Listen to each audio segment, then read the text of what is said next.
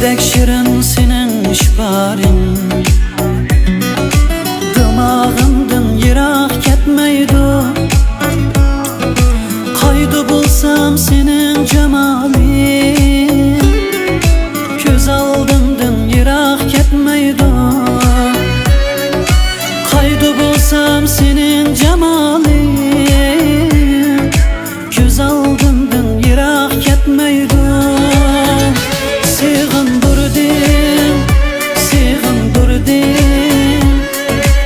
Özüngni şu kadar sığındırdın, sığındırdın, yaman sığındırdın.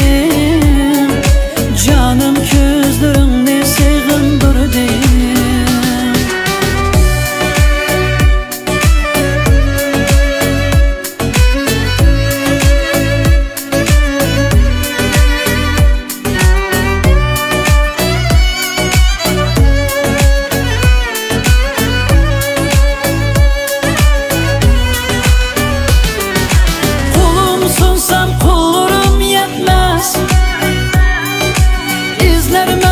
Gözlerin görmez,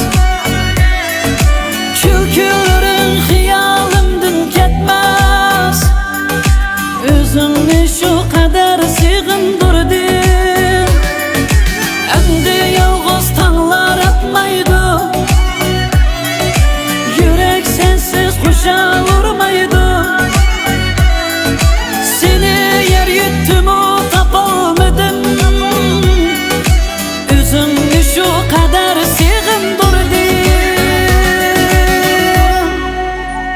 sığındırdın, sığındırdın. Özünü şu kadar sığındırdın, sığındırdın, yaman sığındırdın. Canım gözlerini sığındırdın, sığındırdın.